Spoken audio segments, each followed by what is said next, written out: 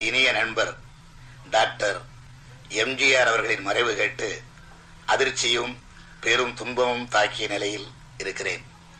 1945 ஆண்டு ஜூபிட்டர் திரைப்பட நிறுவனத்தில் திரு ஏஎஸ்ஏ சாமி அவர்களின் டைரக்ஷனில் வெளிவந்த ராஜகுமாரி திரைப்படத்தில் கதாநாயகனாக நடித்த அவருக்கும் வசனகர்த்தாவாக பணியாற்றிய எனக்கும் நட்பு உதயமாயிற்று.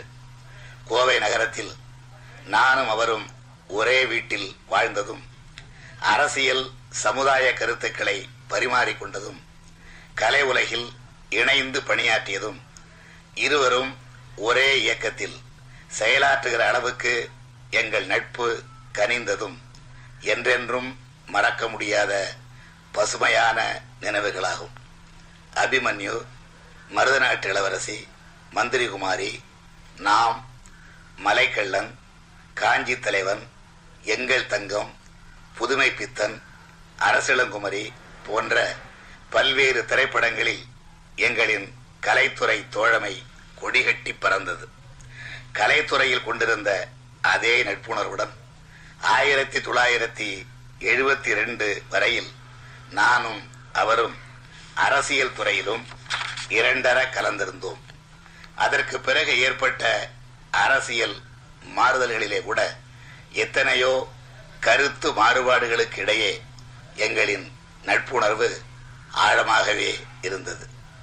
திரைக்கலைத்துறையில் தமிழகத்தில் ஈடு இணையற்ற கதாநாயகனாக திகழ்ந்தார். திரைப்படத்துறையில் எம்ஜிஆர் அவர்கள் ஒரு புதிய சகாப்தத்தையே உருவாக்கியவர். அவரை போல திரைப்படத்துறையை தன்வயப்படுத்திக் கொண்டு வெற்றி முரசு கொட்டிய நடிகர்கள் ஒரு சிலரே ஆவர். 1972 அவர் தொடங்கிய அதிமுக கட்சியை மிக குறுகிய காலத்திலேயே ஆளுங்கட்சியாக்கிய பெருமைக்குரியவர் அவர். 10 ஆண்டு காலம் முதலமைச்சராக பொறுப்பேற்றிருந்த அவர் 2-3 ஆண்டு கால உடல் நலிவுக்கு இடையிலேயும் சலிப்பின்றி உழைத்த உள்ள உறுதியை பாராட்டாதார் இருக்க முடியாது.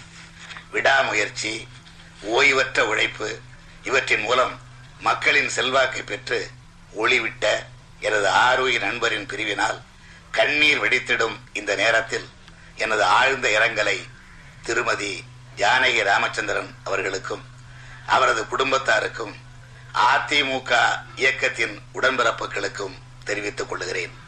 இத்தகைய துயர சூழ்நிலையை ஒட்டி கசப்பு உணர்வு, காழ்ப்பு உணர்ச்சிகளை தவிர்த்து அமைதியும் ஒற்றுமையும் கட்டி காக்கப்பட தமிழ் மக்கள் உறுதி மேற்கொள்ள வேண்டும் என கேட்டுக்கொள்ளுகின்றேன்.